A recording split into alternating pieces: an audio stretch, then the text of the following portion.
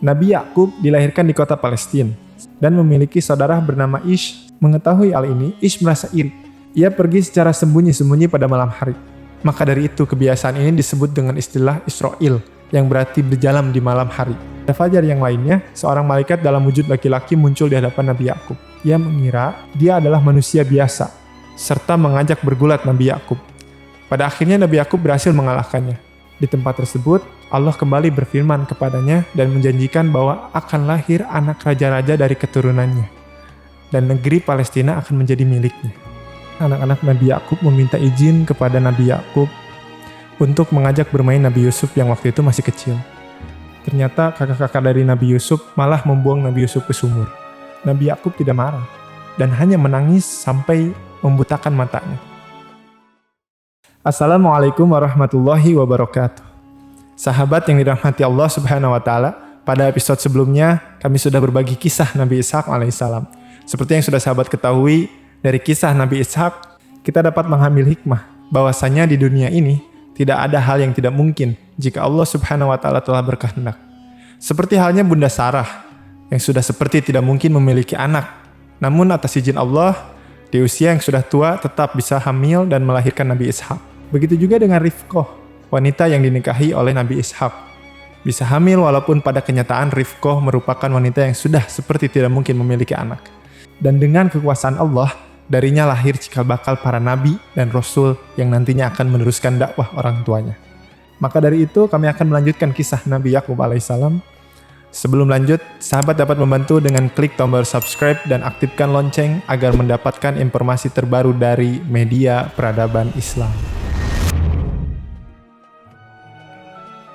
Nabi Yakub dilahirkan di kota Palestina. Beberapa sejarah mengatakan beliau adalah anak kedua dari Ishak bin Ibrahim, bin Terah, bin Nahur, bin Seruh, bin Rehu, bin Teleb, bin Ibir, bin Selah, bin Arfaksad, bin Sam, bin Nuh. Dan memiliki saudara bernama Ish, serta diperkirakan Nabi Yakub hidup dari tahun 1837 sebelum Masehi sampai 1690 sebelum Masehi. Seiring berjalannya waktu, penglihatan dan pendengaran ayahnya, yaitu Nabi Ishak, menurun. Karena tanggung jawabnya sebagai anak tertua, Ish setiap hari memenuhi kebutuhan dari Nabi Ishak alaihissalam. Namun, di suatu hari, ibunya meminta Nabi Yakub untuk memenuhi kebutuhan sang ayah. Nabi Yakub mengerjakan perintah ibunya dengan senang hati. Dengan melihat perilaku Nabi Yakub yang sangat baik, ayahnya mendoakan Nabi Yakub. Lalu beliau berkata, "Mudah-mudahan Allah memberikanmu keberkahan dan menjadikan anak-anakmu sebagai nabi dan mendapat kitab." Sebagaimana ini tercantum dalam Quran Surat Maryam ayat 58. Mereka itulah orang-orang yang telah diberi nikmat oleh Allah, yaitu dari golongan para nabi, dari keturunan Adam, dan orang yang kami bawa dalam kapal bersama Nuh, dan dari keturunan Ibrahim dan Israel atau Nabi Yakub, dan dari orang yang telah kami beri petunjuk dan telah kami pilih. Mengetahui hal ini, Ish merasa iri. Ia merasa Nabi Yakub telah lancang menggantikan tugasnya. Seharusnya doa itu untuk dirinya, bukan untuk Nabi Yakub. Karena keiriannya lah, ia berharap agar doa dari Nabi Ishak yang diberikan kepada Nabi Yakub tidak terkabul. Mengetahui bahwa hubungan keduanya putranya tidak harmonis, sang ibu menyuruh Nabi Yakub untuk pergi ke Paddan Aram, ke rumahan pamannya. Nabi Yakub pun menuruti perintah ibunya. Ia pergi secara sembunyi-sembunyi pada malam hari. Maka dari itu kebiasaan ini disebut dengan istilah Israel, yang berarti berjalan di malam hari. Nabi Yakub tiba di Paddan Aram dengan selamat. Ia mencari rumah pamannya dan meminta izin untuk tinggal di sana. Sang paman mengizinkan Nabi Yakub untuk tinggal bersamanya. Ia bahkan menganggap Nabi Yakub sebagai anaknya sendiri. Laban bin Fatwih atau paman dari Nabi Yakub adalah seorang yang dermawan. Ia selalu membagikan sebagian hartanya kepada orang-orang yang tidak mampu. Melihat perilaku pamannya yang terpuji, Nabi Yakub pun lantas menirunya. Kemudian Nabi Yakub pun dikenal sebagai orang yang dermawan. Laban bin Fatwah berniat menikahkan Nabi Yakub dengan salah satu putrinya. Nabi Yakub pun memilih untuk menikah dengan sang adik yaitu Rahel yang memiliki paras yang menawan. Suatu malam, Nabi Yakub bermimpi bertemu dengan malaikat. Dalam mimpinya, malaikat menyampaikan bahwa kelak ia akan mendapatkan keturunan yang banyak, serta bumi akan menjadi milik dan keturunannya. Ketika terbangun dari tidurnya, Nabi Yakub segera berdoa dan mengucapkan rasa syukur kepada Allah Subhanahu wa taala. Sebagaimana ini dapat dilihat di Quran Surat Hud ayat 41. Dan istrinya berdiri lalu dia tersenyum. Maka kami sampaikan kepadanya kabar gembira tentang kelahiran Ishak, dan setelah Ishak akan lahir Yakub. Kemudian dalam ayat lain juga disebutkan, Dan kami menganugerahkan kepada Ibrahim, Ishak, dan Yakub sebagai satu anugerah, dan masing-masing kami jadikan orang yang soleh. Kemudian, Allah mengaruniai mereka 2 anak laki-laki dan 1 anak perempuan yang bernama Yusuf, Benyamin, dan Yatirah. Dan Nabi Yakub juga menikahi Laila, putra tertua pamannya. Dan beliau dikaruniai 6 anak laki-laki dan 1 perempuan, yaitu Ruben, Syamun, Levi, Yahuda, Yasakir, Zabulon, dan Dinah. Dan pada saat itu pernikahan antara kakak beradik tidak dilarang dalam agama tentunya. Lalu Nabi Yakub menikah lagi dengan Zulpa dan Balha. Pernikahan dengan Zulpa, Nabi Yakub dikaruniai 2 anak laki-laki yaitu Ja'ad dan Asyir. Begitupun dengan Balha, juga dikaruniai 2 anak laki-laki yang bernama Da'an dan Naftali. Dari keempat istrinya, Nabi Yakub dikaruniai 12 anak laki-laki dan 2 anak perempuan. Nabi Yakub yang diangkat sebagai nabi mengemban tugas di Kan'an. Dari keturunan Nabi Yakub inilah lahir beberapa nabi dari Bani Israel.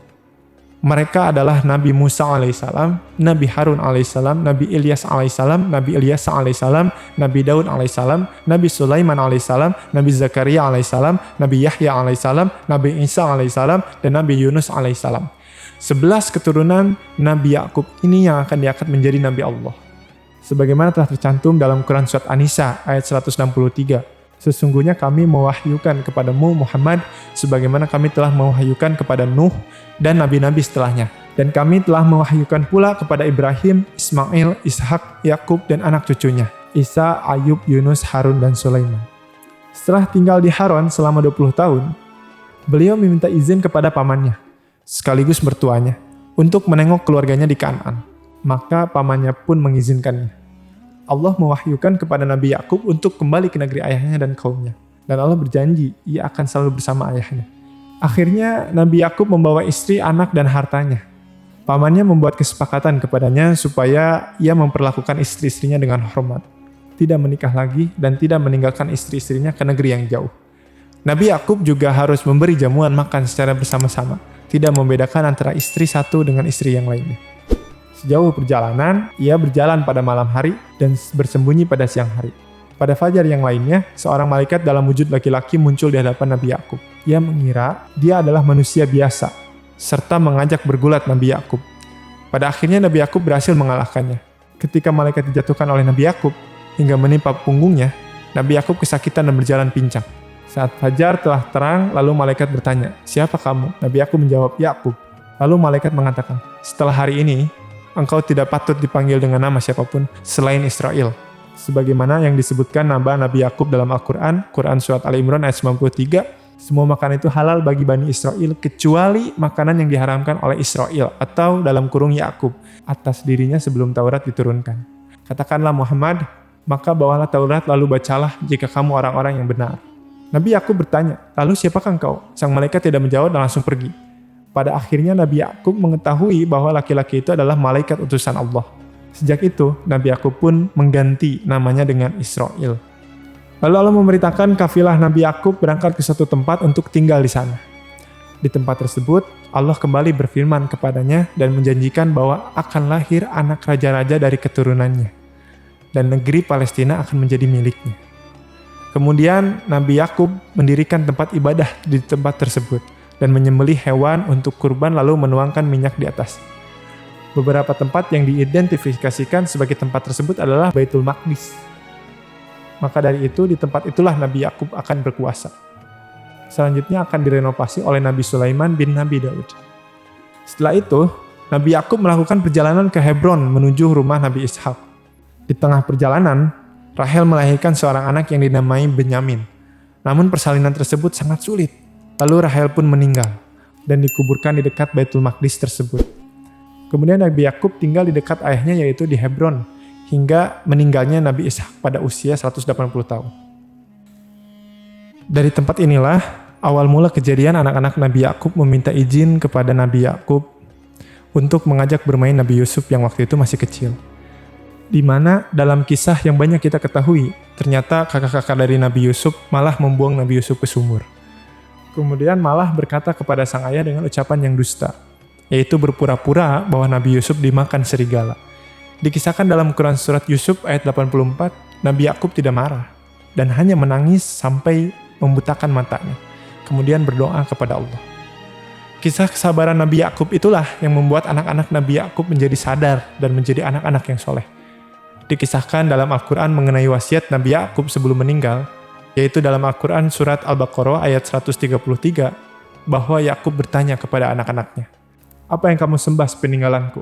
Mereka menjawab, "Kami akan menyembah Tuhanmu dan Tuhan nenek moyangmu, yaitu Ibrahim, Ismail, dan Ishak, yaitu Tuhan yang Maha Esa, dan kami berserah diri kepadanya." Sahabat peradaban yang dirahmati Allah Subhanahu wa Ta'ala, dari kisah Nabi Yakub kita dapat mengambil pelajaran bahwa betapa pentingnya kesabaran dalam proses pendidikan kepada anak. Kesabaran yang dicontohkan Nabi Yakub membuat anak-anaknya Nabi Yakub dapat menerima secara perlahan bahwa Allah lah Tuhan yang satu-satunya harus disembah dan diikuti semua aturannya. Tak perlu marah ketika anak melakukan kesalahan, yang mungkin hanya susah makan, memecahkan alat rumah tangga, dan lainnya. Lihat kisah Nabi Yakub.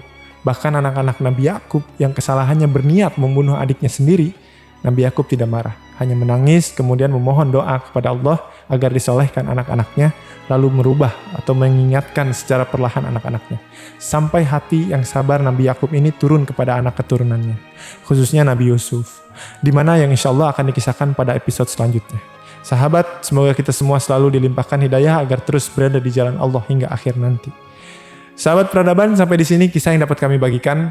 Semoga dapat menginspirasi dan mohon maaf apabila ada kesalahan. Sahabat dapat membantu juga dengan klik tombol subscribe dan aktifkan lonceng agar mendapatkan informasi terbaru dari media peradaban Islam. Semoga Allah membalas kebaikan sahabat semua. Wassalamualaikum warahmatullahi wabarakatuh.